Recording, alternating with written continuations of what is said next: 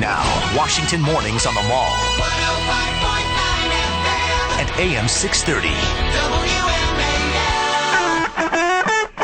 8:37 on WMAL, where Washington comes to talk. It's Brian Wilson. We are joined today by Sherry Jacobus, GOP political strategist. Good to have you with us, Sherry. Good to be here. We have a big debate coming up tonight, a lot to talk about, and joining us on the phone line right now is Larry Kudlow, who is the host of the Kudlow Report on CNBC, and also the host of the Larry Kudlow Show, which can be heard on WMAL Saturdays at 7 p.m. Larry, how are you? Good morning. Thank you. All right, so let me start out, Larry. There have been a lot of economic numbers that have come out of late, and it seems that remarkably every single economic number that has come out has been somehow positive news for the Obama administration. Now, look, I hear people say it's very hard to mess with the unemployment numbers, but isn't it a coincidence that every single number that comes out of the administration right now seems to be glowing about how the economy is recovering? Well, I don't think I'd go quite that far. I mean, I think that the unemployment drop looked very positive, 7.8%. It's a quirky number. I do not think, I want to make this very clear, because I had a debate with my friend Jack Welch about this. I'm not an Obama defender, as I think you know, but I do not believe the White House tampers with the employment numbers. I have been an associate director of OMB in the Reagan administration. I know how this game works. The Bureau of Labor Statistics is quite capable of making adjustments, whether they're seasonal adjustment mistakes and subject to future revision, as seems to be the case with the household survey that went up about 850,000 and brought the unemployment rate down to 7.8%, of which about 600,000 of those were part-time workers. You Right. know that was part of last week's Well, I story. mean, I get all that. There I mean, is no... I just want to say this. If you think that Axelrod and Pluff and Valerie Jarrett are running the BLS numbers, you're wrong. Okay, I grant you that one. I grant you that one. Wrong. And the non-farm payroll numbers didn't do hardly anything. It shows a still weak employment number. They're running about 100,000 per month. That's the weakest recovery in the modern time, going back to 1947. But retail sales are up. Other numbers are up. I mean, all the other. I grant you that one. But retail sales, I agree. Retail sales look pretty good to me. Last month's number was revised a little bit higher.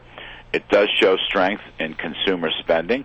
I mean, after all, home prices have moved higher. Stock market prices have moved higher.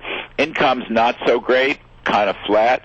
On the other hand, business numbers like manufacturing look very poor, and businesses are not investing. It's called capital goods. Long-term investment by business has been disastrous in recent months.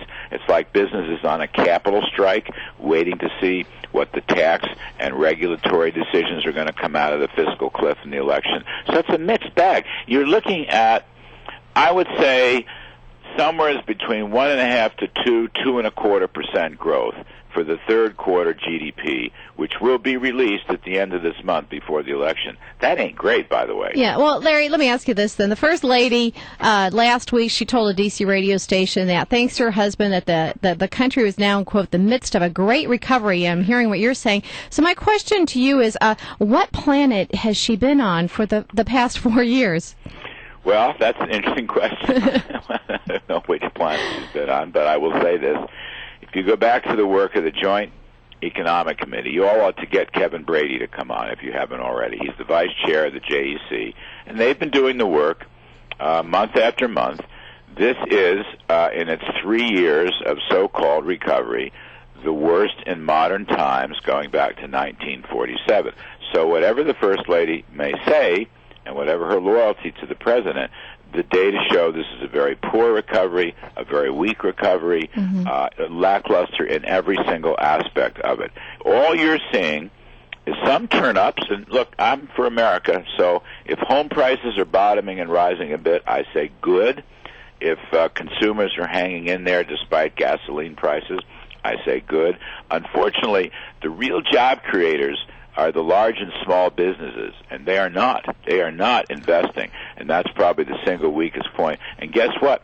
They're worried about big tax hikes coming up, and they're worried about Obamacare coming up, and they're worried about the lack of credit because of the Dodd-Frank stranglehold on banking. So it ain't a great story, believe me. No matter what happened to the unemployment rate last Friday, it's not a great story, and I'm sure it's going to come up in today's debate, and I'm very anxious to hear what President Obama's vision is.